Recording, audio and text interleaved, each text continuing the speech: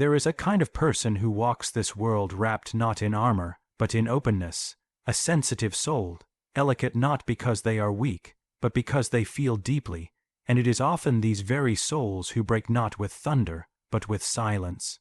Not in rage, but in retreat. The deepest wounds are the most invisible, not because they are small, but because they reside where no eye can reach. They do not bleed in ways the world understands. They do not cry out for attention. Instead, they settle quietly in the marrow of the soul, altering the rhythm of one's being in silence. A person with such wounds will often laugh with others, nod in agreement, offer warmth and light, all while carrying a silence that aches in the spaces no language can touch. These wounds are carved in childhood moments that went unacknowledged, in betrayals too subtle for others to notice, in losses never grieved because the world kept moving.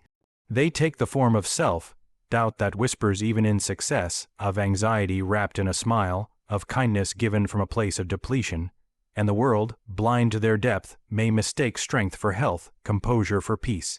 But within, the soul knows. It remembers every unspoken sorrow, every moment it had to pretend, every time it held its breath just to keep the peace. These are not scars you can point to. They are invisible landscapes of endurance and quiet survival. They shape one's dreams, relationships, even the way a person walks into a room. Sensitive souls learn to live with these wounds like hidden companions, sometimes guiding them toward wisdom, other times pulling them into isolation. The tragedy is not just that these wounds go unseen, but that they are often dismissed when revealed. You're overthinking. Be strong. Let it go.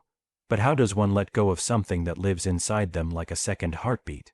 How does one explain pain that has no visible cause, only 1,000 silent roots, and yet there is a quiet strength in carrying what is invisible?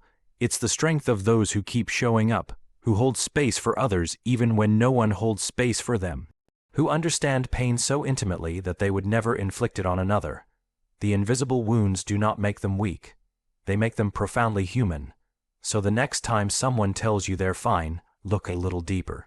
Sometimes, the soul speaks in sighs, in pauses, in eyes that look away too quickly. The ones who are always there for others may be the ones whose own ache has never been named. Not all suffering shouts.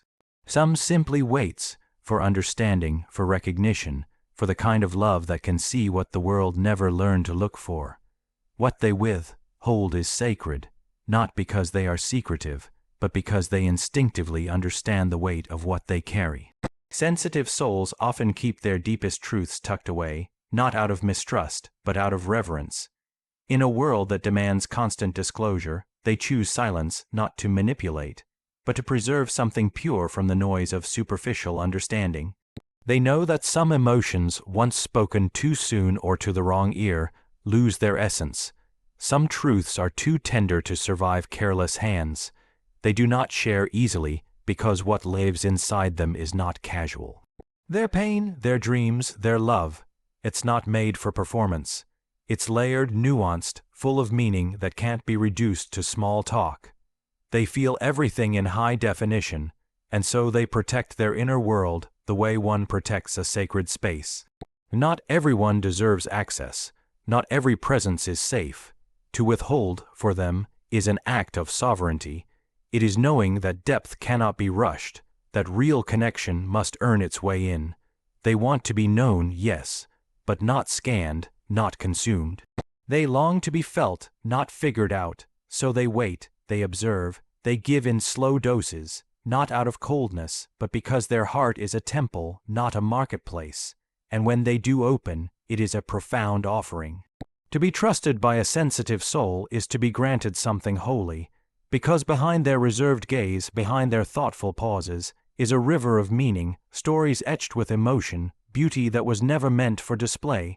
What they hold back is often the most essential part of them, the part they've kept safe from judgment, mockery, and misunderstanding. We often mistake openness for honesty, but for these souls, discernment is truth. They may smile while hiding storms. They may nod while their mind is flooded with poetry, memories, or ache. It is not deception, it is devotion, a devotion to the inner sanctum of the self. Because some things are not meant to be explained, they are meant to be experienced in intimacy, in trust, in time. What they withhold is not emptiness. It is everything they are, wrapped in silence, waiting for the right heart to listen without needing words. Waiting for someone who can sit in the quiet with them and hear what others miss entirely. The shadow is not the enemy, but the initiator. It is the unspoken guide that follows us quietly, whispering truths we try to ignore, truths too raw for the polished version of ourselves we show to the world.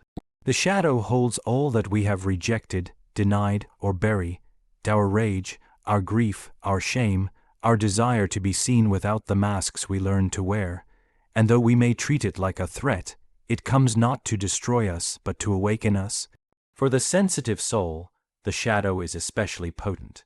Because they feel so deeply, they often try to be only light, only kind, only good, only strong. They try to edit themselves, fearing that any expression of anger or need will disappoint others or shatter the fragile harmony around them. But what they repress does not disappear. It retreats inward, where it waits patiently in the dark, gaining power with every silent compromise. And then comes the moment of breaking, not as punishment, but as initiation. The shadow steps forward, not to punish, but to demand attention. It says, "Look at what you've abandoned. Look at the pieces of yourself you've hidden in order to be accepted." It shows them how much of their truth they've silenced, how much of their life has been performed rather than lived. It does not ask for obedience, it asks for integration. The shadow is the mirror that doesn't flatter. It reveals the pain behind the perfection, the longing behind the composure, the untold story behind the smile. It brings discomfort, yes, but also the possibility of wholeness, because until the shadow is faced, the soul remains divided, trapped between who it truly is and who it believes it must be. This confrontation is not easy. It often feels like chaos, like a loss of identity, but in truth it is a coming home. The sensitive soul, once afraid of its own intensity, begins to reclaim its power. It learns that anger can be sacred. That grief is not weakness, that desire is not shameful. The very parts they try to disown become the keys to their liberation. The shadow does not come to punish you for being broken. It comes to show you that you are never whole without it. It is the forgotten twin of your light, different in appearance, but born of the same essence. It is the gatekeeper to depth, to authenticity, to transformation. To walk with your shadow is not to become dark. It is to become real. Not flawless, but whole, and only when the sensitive soul stops fearing its own darkness does it begin to truly live, not as a fractured light, but as a luminous soul rooted in truth. Withdrawal is not weakness, it is alchemy. It is the sacred instinct of a soul that knows when the external world has become too loud, too heavy, too filled with expectations that do not align with its inner truth. When a sensitive soul withdraws, it is not running away, it is returning to the self. To a space where masks can fall, where the noise can be quieted, where the fragmented pieces can be gathered in silence. The world may see this retreat as collapse, as defeat, but in truth, it is a deep and deliberate act of transformation. Just as the caterpillar disappears into the cocoon, seemingly still, the sensitive soul vanishes from view not to end but to become.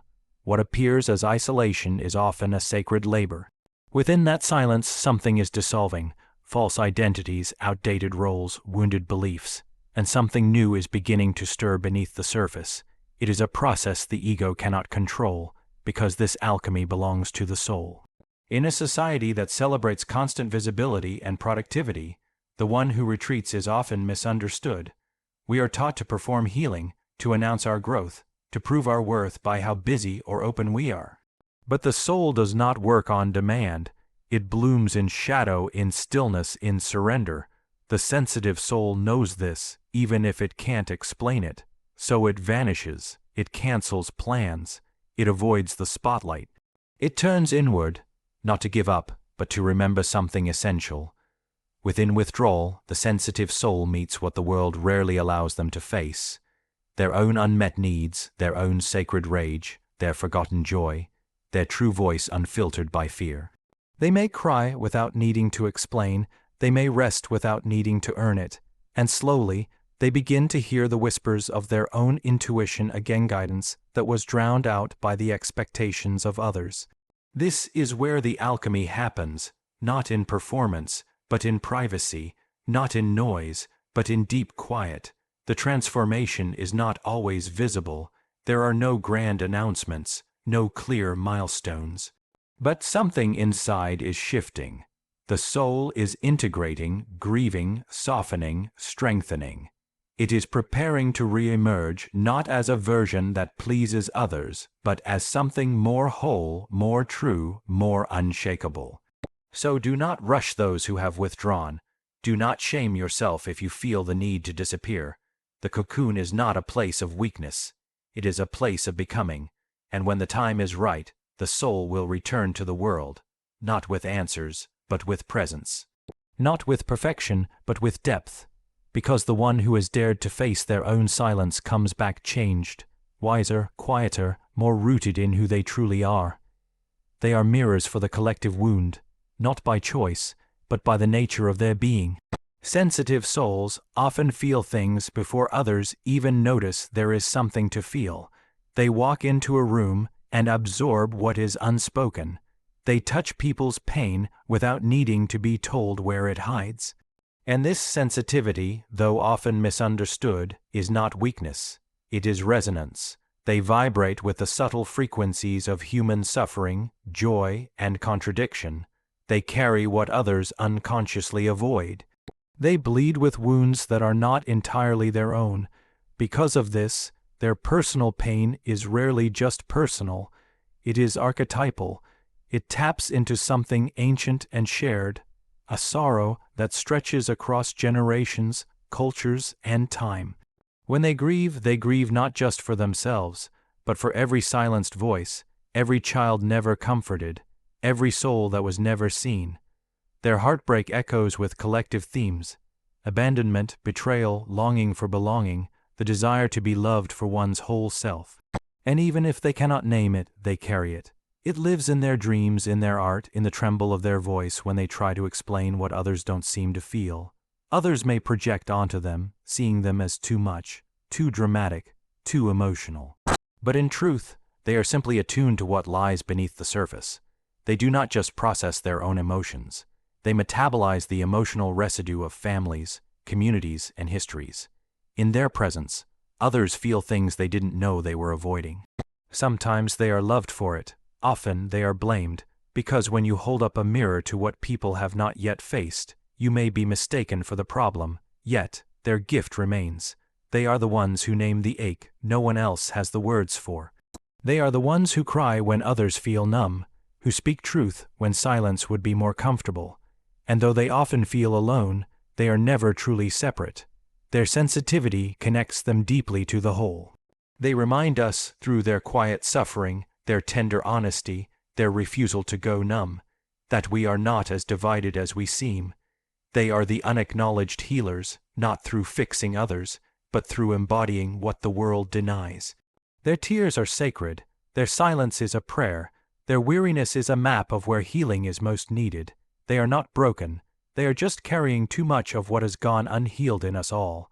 To witness a sensitive soul is to witness the soul of the world asking to be seen. Not in parts, but in its full, complicated, overwhelming wholeness.